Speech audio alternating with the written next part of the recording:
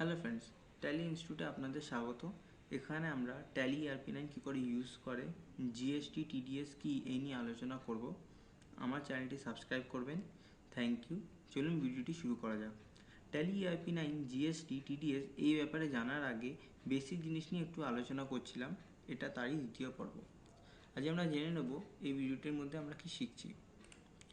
এখানে আমরা আজকে শিখব how to create a ledger, একটা লেজার কী করে তৈরি করে, how to create a trial balance কী করে তৈরি হয়, আর how to create a balance sheet, একটা ব্যালেন্স শিট কী করে তৈরি করে।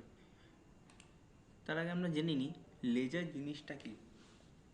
লেজার হচ্ছে an accounting ledger is an account or record used to store bookkeeping entries for balance sheet and income statement transaction.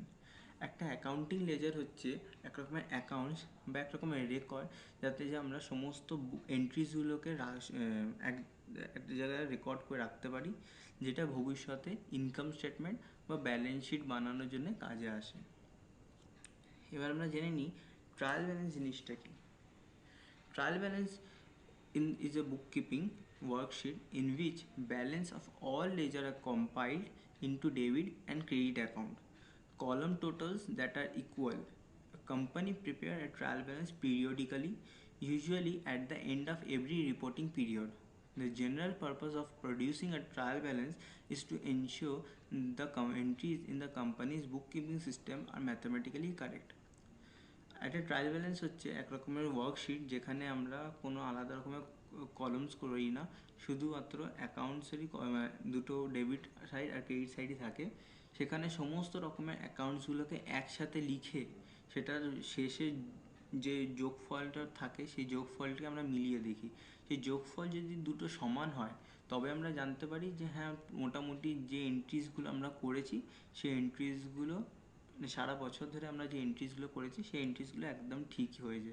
কারণ আমরা অনেকে থাকতেই পারে যে কোনো ভুল এন্ট্রি পোস্টিং করে দিলে কোনোদিনও ট্রায়াল ব্যালেন্স মিলবে না। তাই জন্য একটা ব্যালেন্স শিট বানাতে যাওয়ার আগে সবসময় একটা ট্রায়াল ব্যালেন্স দেখে নেওয়া উচিত, যাতে ওতে সব কিছু মনে হয় যে সব কিছু ঠিক জায়গাতে আছে। একটা ওটা একদম শিওর তো দিতে পারে না, কারণ অনেক রকমের এরার্স হয় অ্যাকাউন্টিং ল্যাঙ্গুয়েজে। সেই এরার্সগুলোকে আমরা আগেই শিখেছি ক্লাস 11-12-এ। সেই এরার্সগুলো থাকার জন্য অনেক কিছু মিস্টেক হতে পারে, কিন্তু এটা একটা একটা আগের সিচুয়েশন যেখানে আমরা ভাবতেই পারি যে হ্যাঁ, যে ভবিষ্যতে যে ব্যালেন্স শিটটা তৈরি হবে সেটা একদম ঠিকই হবে। ব্যালেন্স শিট কি সেটা আমরা জানি। What is balance sheet? A balance sheet is a financial statement that reports company assets, liability and shareholders equity at a specific point in time and provide a basic of computing rates and returns of evaluation its capital structure. তো balance sheet কি? Balance sheet হচ্ছে একটা financial statement. অন্যগুলো এক রকমের record হতে পারে, কিন্তু এটা একটা স্টেটমেন্ট হয় ব্যালেন্স শিট, যেখানেতে আমরা কোম্পানির assets, liability, share holder equity এই সব জিনিসগুলো একটা পয়েন্টের পর আমরা দেখি যে কোম্পানিতে এইগুলোর রেট কীরকম চলছে বা এদের রিটার্নসগুলো কীরকম আছে। সেটা ম্যাক্সিমামলি বছরে একবারই করা হয়, শেষ কোম্পানি 31শে ডিসেম্বর। তাই জন্য আমরা ব্যালেন্স শিটের ওপর সবসময় লিখে রাখি as on date of 31st March, যে ইয়ারটা থাকে সেই ইয়ারটা। ওকে, চলুন এবার আমরা এটাকে ম্যানুয়ালি দেখে নিই কী করে করা যায়। আচ্ছা, আমাদের এই ট্রানজ্যাকশানসগুলো সম্বন্ধে আমরা প্রথম ভিডিওতে আলোচনা করেছিলাম, যেখানে ছিল 1/4 তারিখে capital introduce by Rajesh in cash 1 lakh টাকা, 2/4 তারিখে গুডস পারচেস ফ্রম ABC 50,000 টাকা, 3/4 তারিখে গুডস সোল্ড টু XYZ 80,000 টাকা, 4/4 তারিখে ক্যাশ রিসিভ ফ্রম XYZ 40,000 টাকা, 5/4 তারিখে ক্যাশ ডিপোজিটেড ইন ব্যাঙ্ক 10,000 টাকা, 6/4 তারিখে ফার্নিচার পারচেস ইন ক্যাশ 5,000 টাকা, 7/4 তারিখে স্যালারি পেড ইন ক্যাশ 5,000, 8/4 তারিখে commission paid to Ram in cash 200 টাকা, 9/4 তারিখে রেন্ট পেড ইন ক্যাশ 1,000 টাকা, 10/4 তারিখে অ্যামাউন্ট রিসিভ ফ্রম XYZ 40,000 টাকা, আর 11/4 তারিখে amount paid to ABC in cash 2,000 আর চেক 2,000। এই নিয়ে আমরা জার্নাল এন্ট্রিজ আমরা আগের দিনই বানিয়ে নিয়েছিলাম, এবার আমরা আজকে দেখব যে এই জার্নাল এন্ট্রিজ থেকে আমরা লেজারে কী করে ট্রান্সফার করব, লেজার থেকে আমরা ট্রায়াল ব্যালেন্স কী করে যাব, আর ট্রায়াল ব্যালেন্স থেকে আমরা পিএল বা ব্যালেন্স শিটের দিকে কী করে এগোবো। তো আমি জার্নাল সম্বন্ধে আমি আবার বোঝাচ্ছি না, কারণ আমাদের জার্নাল সম্বন্ধে বোঝার জন্যে আপনারা আমার লাস্ট ভিডিওটা দেখতে পারেন। আজ আমরা রুলস সম্বন্ধে একটু দেখে নেব। এই রুলসগুলো কি, যত রকমের পারচেজ হয় বা যত রকমের এক্সপেন্স হয় বা যত রকমের অ্যাসেটস, ডেটার, ক্যাশ, ব্যাঙ্ক এগুলো যখন ইনক্রিজ হয়, আর যত রকমের লায়াবিলিটিস, ক্রেডিটার্স, ক্যাপিটাল এগুলো যখন ডিক্রিজ হয়, সব ডেবিট সাইডে আসে। এই গ্রিন মার্কিংগুলো হচ্ছে ডেবিট সাইডে, সমস্ত কিছু ডেবিট সাইডে আসে। আর সমস্ত রকমের সেলস বা যত রকমের ইনকামস হয় সেইগুলো, বা অ্যাসেটস, ডেটার, ক্যাশ, ব্যাঙ্ক যদি ডিক্রিজ করে সেইগুলো, বা লায়াবিলিটি, ক্রেডিটার, ক্যাপিটাল যদি ইনক্রিজ করে সেগুলো সব ক্রেডিট সাইডে যাবে। গ্রিন মার্কিংগুলো আপনারা দেখে নিতে পারেন। তাই আমরা আবার জার্নাল এন্ট্রিজ থেকে যখন লেজারে পোস্টিং করব, এই রুলসগুলোকেই আমরা ফলো করব। ঠিক আছে, যাই আমরা এখানেতে আমরা ঠিক ততগুলোই অ্যাকাউন্ট বানাবো যতগুলো এখানেতে নাম আছে। যেমন আমরা একটা ক্যাশ নাম পাচ্ছি, তো আমরা একটা ক্যাশের অ্যাকাউন্ট বানাবো। আমরা একটা রাজেশের অ্যাকাউন্ট পাচ্ছি, তো আমরা একটা রাজেশের নাম বানাবো। আমরা একটা পারচেস পাচ্ছি, তো আমরা পারচেসের নাম বানাবো। আমরা একটা এবিসি পাচ্ছি, তো আমরা এবিসির নামে একটা লেজার বানাবো। আমরা একটা XYZ এর নাম পাচ্ছি, তো আমরা একটা XYZ নামের লেজার বানাবো। আমরা একটা সেলস পাচ্ছি, তো আমরা একটা সেলসের লেজার বানাবো। আচ্ছা, ক্যাশ, XYZ এগুলো তো বানানো হয়েই গেছে। আমরা একটা ব্যাংকের নাম পাচ্ছি, তো আমরা একটা ব্যাংকের লেজার বানাবো। ক্যাশ আমাদের আগেই বানানো হয়ে গেছে। আমরা একটা ফার্নিচারের নাম পাচ্ছি, আমরা ফার্নিচারের লেজার বানাবো। ক্যাশ বানানো হয়ে গেছে। আমরা স্যালারির নাম পাচ্ছি, আমরা একটা স্যালারির লেজার বানাবো। ক্যাশ হয়ে গেছে। আমাদের একটা কমিশনের নাম পাচ্ছি, তো আমরা একটা কমিশনের লেজার বানাবো। এবার হচ্ছে ক্যাশ হয়ে গেছে। রেন্ট নাম পাচ্ছি, তো আমরা রেন্টে একটা লেজার বানাবো। আচ্ছা, ব্যাংক হয়ে গেছে, XYZ হয়ে গেছে, এবিসি হয়ে গেছে, ক্যাশ, ব্যাংক এগুলো হয়ে গেছে। তো টোটালি আমরা 11টা নাম পাচ্ছি। আমরা এবার লেজারেতে গিয়ে শিখে নিই লেজারের বেসিক রুলটা কি। লেজারের বেসিক রুল হচ্ছে আমরা যাতে টাকা ইনকাম করব সেটা আমাদের ক্রেডিট সাইডে যাবে, আর যাকে আমরা টাকা পেমেন্ট করব সেটা আমার ডেবিট সাইডে চলে আসবে। ক্রেডিট সাইডে আমরা বাই দিয়ে লিখে থাকি, আর ডেবিট সাইডে আমরা টু দিয়ে লিখে থাকি। এবার আমরা দেখি জার্নাল থেকে কী করে আমরা লেজারেতে সব কিছুকে পোস্টিং করব। এবার হচ্ছে ক্যাশ অ্যাকাউন্ট ডেবিট 1,00,000 টাকা কার্ড দিয়ে রাজেশের অ্যাকাউন্ট থেকে। আমরা লেজারে চলে যাই 1/4 তারিখে রাজেশের থেকে 1,00,000 টাকা। কেন? কারণ আমরা এর দিয়ে ক্যাশটা কোম্পানি পেয়েছে, তাই জন্য রাজেশের নামটাকে আমরা ক্রেডিট সাইডে দেখাবো। আর রাজেশের যে নাম আছে, রাজেশের লেজারে আমরা ক্যাশ, যেহেতু ওকে আমাকে ভবিষ্যতে শোধ দিতে হবে, তাই জন্য আমরা ওকে ডেবিট সাইডে দেখাবো 1/4 তারিখে 1,00,000 টাকা। দ্বিতীয় এন্ট্রিটা আমরা দেখে নিই, পারচেজ অ্যাকাউন্ট ডেবিট 50,000 কার্ড দিয়ে এবিসি থেকে। আমরা আবার লেজারে চলে যাই, পারচেস করেছি কার্ড দিয়ে এবিসি থেকে, আমরা এখান থেকে জিনিসটা পাচ্ছি 50,000 টাকা, তাই জন্য এটা ক্রেডিট সাইডে। আর এবিসিকে যেহেতু আমার ভবিষ্যতে দিতে হবে ফেরত, তাই জন্য আমার কাছে ডেবিট হয়ে যাবে কোম্পানির কাছে 2/4 তারিখে পারচেস 50,000 টাকা।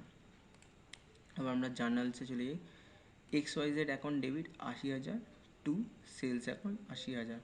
আবার আমরা লেজারে চলে আসি, XYZ অ্যাকাউন্টে কী হয়েছে, 3/4 তারিখে একটা সেল হয়েছে 80,000 টাকা। আর আমরা যদি সেল অ্যাকাউন্টটা দেখি, যেহেতু আমাকে XYZকে ভবিষ্যতে টাকা ফেরত দিতে হবে, তাই জন্য XYZটা 80,000 টাকা আমরা ডেবিটে রেখে দিয়েছি। আবার জার্নালে চলে যাই, cash account debit 40,000 to XYZ 40,000। আমরা ক্যাশে যেহেতু 40,000 টাকা একটা এসছে, তো আমরা ক্যাশ লেজারের প্রথম জিনিসটা পাবো। ক্যাশ লেজারে XYZ 4 তারিখে XYZ থেকে 40,000 টাকা এসে গেছে। আবার আমরা XYZ যদি লেজারটা চলে যাই, XYZ লেজারে আমরা পাবো ক্যাশ 4 তারিখে 40,000 টাকা। ওকে, আবার আমরা জার্নালে চলে আসি, জার্নালে হচ্ছে bank account debit 10,000 to cash 10,000। তো এখানে ব্যাঙ্ক আর ক্যাশের মধ্যে হয়েছে, তো আমরা আবার লেজারে চলে যাই, লেজারেতে দেখি আমাদের ব্যাংকের নাম এসছে কিনা। আমাদের 5 তারিখে ব্যাংকের নাম এসছে, ব্যাংকটা টুতে আছে কারণ আমরা ক্যাশটা পেমেন্ট করে দিচ্ছি ব্যাংকে, তাই জন্য আমরা এটা 10,000 টাকা ডেবিটে দেখিয়েছি। আর ঠিক সেরকমই ব্যাংকের যে লেজার আছে, ব্যাংকের লেজারে বাই ক্যাশ 10,000 দেখিয়ে দিয়েছি। আবার জার্নাল এন্ট্রিজে চলে যাই। এখানেতে এবার আসছে furniture account debit 5,000 to cash account 5,000। তাহলে আমরা আবার ক্যাশে চলে যাই। ক্যাশেতে গিয়ে আমরা যেহেতু ফার্নিচারটা পারচেস করেছি তার জন্য আমরা ক্যাশ পেমেন্ট করতে হয়েছে, তাই জন্য আমাদের 5,000 টাকা ডেবিট সাইডে। আবার ফার্নিচার যে অ্যাকাউন্ট আছে সেখানে আমরা যেহেতু টাকা ফার্নিচারটা পেয়ে গেছি, সেই ক্যাশ দেখিয়ে আমরা 5,000 টাকা করে নিচ্ছি। একদিক থেকে এই সব যদি লেজার্সগুলোকে ভালো করে দেখা যায়, যেটা অন্যের অ্যাকাউন্টে ডেবিট হচ্ছে সেটা অন্যের অ্যাকাউন্টে ক্রেডিটে চলে যাচ্ছে। এইভাবে কিন্তু একটার পর একটার সাথে কন্ট্রা হয়ে কেটে যাচ্ছে অ্যাকাউন্টগুলো। ওকে, আমরা আবার যাই। স্যালারি আমরা পে করেছি যেহেতু 5,000 টাকা, আর ক্যাশ আমরা পেয়েছি 5,000 টাকা। তো আমরা যদি ক্যাশের লেজারটা দেখি, ক্যাশের লেজারেতে স্যালারি আমরা 7 তারিখে পে করেছি 5,000 টাকা, আর স্যালারি অ্যাকাউন্টে চলে যাবে 5,000 টাকা ক্যাশে। আবার আমরা যাই, কমিশন আমরা পে করেছি 200 টাকা, কী দিয়ে? ক্যাশ দিয়ে আমরা পে করেছি। তো আমরা আবার লেজারটা দেখে নিই ক্যাশেতে কমিশন আছে 200, আর আমরা যে পে করেছি কমিশন অ্যাকাউন্টে 200 টাকা ক্যাশে। আবার রেন্টে চলে, রেন্টে হচ্ছে 1,000 টাকা, rent account debit 1,000 to cash account 1,000। আবার লেজারে চলে যাই, রেন্ট অ্যাকাউন্টে একদিকে 1,000 এসে গেছে। আবার আমরা ক্যাশে যেহেতু করেছি, ক্যাশ যেহেতু, তো এই জন্য এখানে টু রেন্ট 1,000। ওকে, এবার হচ্ছে কিছুই বাকি, আর কি একটুই বাকি আছে। Bank account debit 40,000 to XYZ 40,000। আমরা আবার লেজারে চলে যাই, ব্যাঙ্ক অ্যাকাউন্টটা দেখে নিই। XYZ আর ব্যাঙ্কের মধ্যে হয়েছে এটা যেহেতু, তো ব্যাঙ্ক, এই যে ব্যাঙ্কের কাছে চলে এসছে 40,000, আর XYZ এর অ্যাকাউন্টে চলে যাবে হচ্ছে 40,000। এই যে 40,000। ওকে, আর লাস্ট আছে ABC থেকে আমরা 40,000 টাকা দিয়েছি। কীভাবে দিয়েছি? একটু 20,000 টাকা ক্যাশে, 20,000 টাকা ব্যাঙ্কে।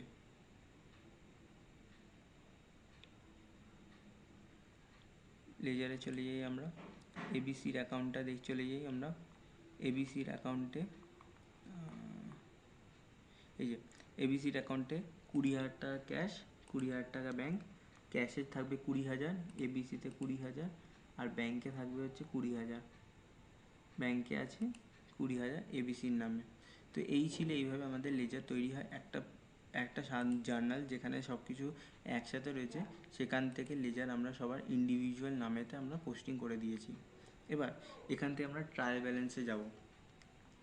এবার ট্রায়াল ব্যালেন্স বানানোর একটা সুবিধা রয়েছে। আমরা আগে ট্রায়াল ব্যালেন্স যাই। ট্রায়াল ব্যালেন্স কিছুটা এরকম দেখতে হয়, সেখানে মাত্র পার্টিকুলার অ্যামাউন্টের কম থাকে, অ্যামাউন্টের মধ্যে একটা ডেবিট সাইড একটা ক্রেডিট সাইড থাকে। এবার আমরা বুঝবো কী করে কোন জিনিসটাকে আমরা ডেবিটে বসাবো, কোন জিনিসটাকে আমরা ক্রেডিটে বসাবো। এটার একটা সবথেকে রুলস যেটা বলছে যে পারচেসগুলো হয় সেটা ডেবিটে বসে। আমরা ট্রায়াল ব্যালেন্স দেখে নিই, আমাদের পারচেস যেটা ডেবিটে বসেছে। আবার আমরা রুলসে যত রকমের এক্সপেন্স আছে সেগুলো ডেবিটে বসে। আমরা ট্রায়াল ব্যালেন্সে দেখি যে আমাদের কীরকম এক্সপেন্স আছে। আমরা ক্যাশেতে আমরা যে এক্সপেন্সেসগুলো করেছি সেটা, তারপর যে ফার্নিচার আমরা কিনেছি সেটা, সেগুলো একটা এক্সপেন্স। ব্যাঙ্কে আমরা টাকা পাঠিয়েছি সেটা, কমিশন পে করেছি সেটা। আরও আমরা রুলস দেখে নিই কি, যদি কোনো অ্যাসেটস বাড়ে, ফার্নিচারটা যদিও বা একটা অ্যাসেটস ছিল, এটা যেহেতু আমাদের কাছে ইনক্রিজ হয়েছে, মানে আমাদের কাছে আগে কোনো ফার্নিচার ছিল না, কিন্তু আমরা কেনার পর সেই ফার্নিচারটা যেহেতু এসছে, তাই জন্যে ফার্নিচারটা ডেবিটে এসছে। রুলসে দেখি সেলসগুলো আমাদের কী হয়, সেলসগুলো আমার ক্রেডিটে আসে। ট্রায়াল ব্যালেন্সে চলে যাই, এখানে আমরা সেল করেছি, ক্রেডিটে নাম এসে গেছে। যত রকমের ইনকাম করে থাকি, ইনকাম আমরা কাজের থেকে করেছি, রাজেশের থেকে আমরা টাকা পেয়েছি, সে টাকাটা এসছে। এরকম করে রুলস হিসাবেতে আমরা দেখে নিতে পারি। কিন্তু অনেকটা কেউ নিজের সুবিধার্থে লেজার থেকে আনার জন্য একটা ইজি ওয়ে হচ্ছে, সব এন্ট্রিসগুলো যদি ঠিকঠাক করে পোস্টিং করা থাকে, সবার লাস্টে একটা ব্যালেন্স ক্যারেট ফরওয়ার্ড হবে। এই যে টু ব্যালেন্স CF লেখা, CF মানে হচ্ছে ক্যারেট ফরওয়ার্ড। এখানে 1,40,000 টাকা দুজনের যোগফল 1,40,000 টাকা হয়েছে, কিন্তু এখানে সব কিছুর যোগফল 41,200 হয়েছে। যে বাদ বাকি যে ডিফারেন্সটা রয়েছে সেই ডিফারেন্সটা হচ্ছে 98,800 টাকার। এই যে 98,800 এটা পরের মাসে, এটা যেহেতু একটা মাসের আমরা করছি, শুধুমাত্র 4 তারিখের 4 নম্বর মাসের করছি এগুলো, তো এই 4 নম্বর মাসে যখন 5 নম্বর মাসে যাবে তখন এটাই আমাদের ব্রড ফরওয়ার্ড ব্যালেন্স হয়ে দাঁড়াবে। তো এইটার ব্যালেন্সটা আমাদের কি, এটার যদি আমাদের ডেবিট ব্যালেন্স হয় তাহলে আমাদের ট্রায়াল ব্যালেন্সে ডেবিট ব্যালেন্স হবে, যদি এটার আমাদের ক্রেডিট ব্যালেন্স হয় তাহলে আমাদের ট্রায়াল ব্যালেন্সে ক্রেডিট ব্যালেন্স হবে। আমরা একবার করে মিলিয়ে নিই। এখানেতে ক্যাশে অ্যাকাউন্টে কি আছে, ক্যাশ অ্যাকাউন্টে ডেবিট ব্যালেন্স আছে, ট্রায়াল ব্যালেন্সে ডেবিট ব্যালেন্স আছে। রাজেশের অ্যাকাউন্টটা দেখে নিই।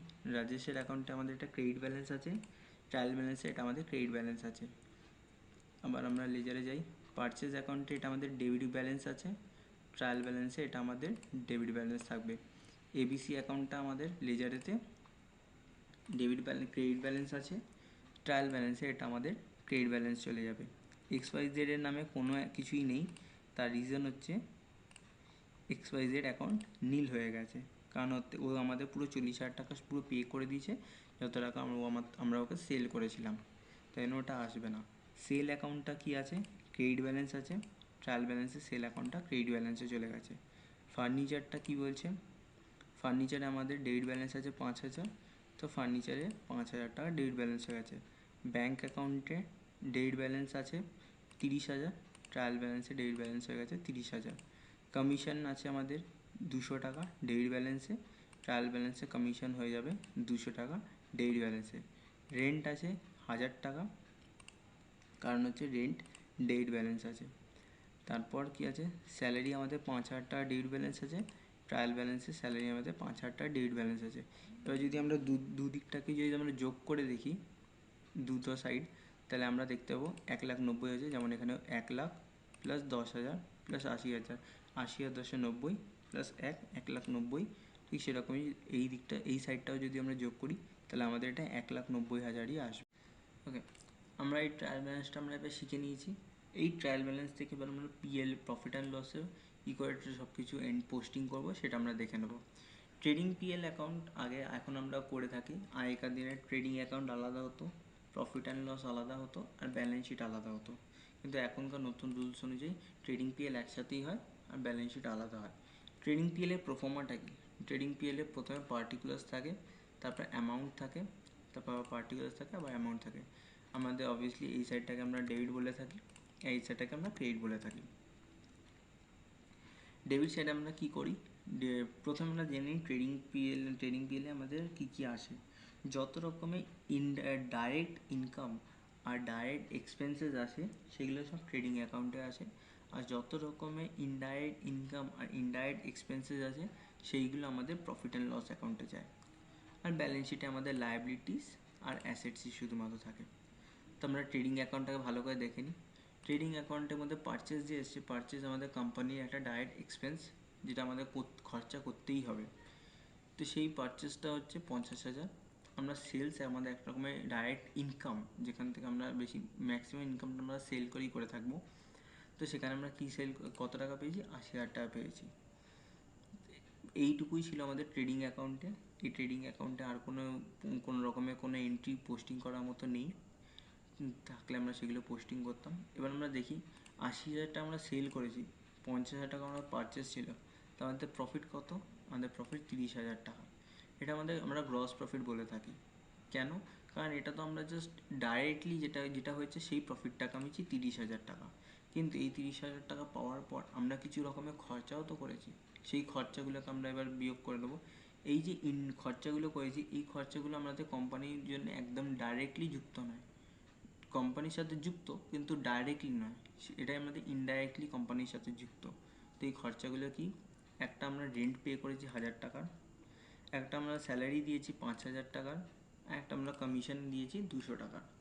তো আমরা যদি আমাদের গ্রস প্রফিট কত ছিল 30,000 টাকা, সেখান থেকে যদি আমরা 1,000, 5,000 আর 200 যদি বিয়োগ করে দিই তাহলে আমাদের কাছে থাকবে হচ্ছে 23,800 টাকা। এই যে 23,800 টাকা আমাদের কাছে থাকছে, এই 23,800ই কিন্তু হচ্ছে আমাদের অ্যাকচুয়াল প্রফিট। এই প্রফিটটা আমরা নেট প্রফিট হিসেবে আমরা লায়াবিলিটিতে ট্রান্সফার করে দেবো। এবার এখানে লায়াবিলিটির মধ্যে মানে এই লায়াবিলিটি আর অ্যাসেটস মানে এই ব্যালেন্স শিটের মধ্যে কোনগুলো লায়াবিলিটিতে আসবে কোনগুলো অ্যাসেটসের মধ্যে আসবে সেগুলো আমরা দেখে নেব। অ্যাসেটের মানে হচ্ছে সম্পত্তি, আমাদের কাছে কি সম্পত্তি আছে, এই যে ফার্নিচার বা অন্যান্য যেসব জিনিসগুলো আছে সেইগুলো, ফার্নিচার, বিল্ডিংস, এইগুলো হচ্ছে আমাদের কাছে ফিক্সড অ্যাসেটস। তো আমাদের কাছে ফিক্সড অ্যাসেট সবসময় অ্যাসেটসের মধ্যে প্রথমে আসে। তো আমাদের কাছে ফিক্সড অ্যাসেট কী আছে, ফার্নিচার কত টাকা, 5,000 টাকা। আচ্ছা, এবার হচ্ছে ক্যাশ, ব্যাংক, এগুলো হচ্ছে আমাদের কাছে লিকুইড অ্যাসেটস। এর মধ্যে আমাদের কাছে যদি কোনো ইনভেস্টমেন্ট করতাম সেটা আমাদের কাছে অ্যাসেটসে আসতো। যদি আমরা কোনো রকমের যদি আমরা কারোর থেকে টাকা পেতাম তাহলে সেটা আমাদের সানডি ডেটার্সে আসতো, যেটা আমাদের কারেন্ট অ্যাসেটস হতো। কিন্তু সেই সব কিছু নেই, তাই জন্য আমরা শুধু ক্যাশ অ্যাকাউন্টে চলে যাবো 98,000। এই 98,000টা আমরা কোথায় পেলাম, এই ট্রায়াল ব্যালেন্সেই রয়েছে। এবার আমরা পিএলে চলে যাবো, ব্যাংকে 30,000। 30,000টা কোথা থেকে পেলাম, আমাদের এখানে ব্যাংকে রয়েছে 30,000 টাকা। এবার আমরা রাজেশের কাছে কত ছিল, 1,00,000। যেহেতু রাজেশের থেকে আমরা ক্যাপিটাল নিয়েছি, রাজেশকে আমরা ধারের থেকে টাকা নিয়েছি রাজেশের থেকে। এবার রাজেশ আমাদের কাছে এক রকমের লাইবিলিটি মানে হচ্ছে আমাদের কাছে দেনাদার, মানে আমরা ওদেরকে টাকা পেমেন্ট করতে হবে আমাকে। তো রাজেশের থেকে আমরা 1,00,000 টাকা নিয়েছি, তো রাজেশের নামে 1,00,000 টাকা ক্যাপিটাল অ্যাকাউন্টে চলে গেছে। তারপর নেট প্রফিটটা যেটা ছিল, আমাদের যে প্রফিটটা আমরা কামিয়েছি সেই প্রফিটটা এসে গেছে। আর এবিসি অ্যাকাউন্টটা এসছে। এবিসি অ্যাকাউন্টটা আমাদের কেন সানডি ক্রেডিটার্স হিসাবে এলো, সানডি ডেটার্স হিসাবেও আসতে পারতো যদি এর ডেবিট ব্যালেন্স হতো, কিন্তু যেহেতু এর ক্রেডিট ব্যালেন্স, তাই আমরা সানডি ক্রেডিটার্সে লিখেছি। আমরা ডিটেলসে লিখতে পারতাম, তবে আমাদের এটা মাইনাসে দেখাতে হতো, সেইভাবে তো আমরা ম্যানুয়ালি দেখাতে পারি না, তাই জন্য আমরা এবিসি অ্যাকাউন্ট লিখে সানডি ক্রেডিটার্সে দেখিয়েছি। দিয়ে সবগুলোকে যখন আমরা যোগ করেছি তখন আমাদের দুই দিকের ব্যালেন্স মিলে গেছে। এই দুদিকে ব্যালেন্স মিলে যাওয়াটাই তখন আমরা বুঝবো যে পুরো জিনিসটা বা পুরো অ্যাকাউন্টিং জিনিসটা ঠিকঠাক রয়েছে। আজকের মতো এই ভিডিওতে এইটুকুই। পরের দিনকে আমরা এই পুরো জিনিসটাকে ট্যালিতে কী করে করতে হয় সেটা শিখবো, ট্যালির কী করে কোম্পানি ক্রিয়েট করতে হয় সেটা শিখবো, এগুলোকে কী করে পোস্টিং করে সেটা শিখবো, আর এগুলোর কী করে ভিউ করতে হয় সেগুলো নিয়ে আলোচনা করব। আজকের মতো এইটুকুই, ধন্যবাদ।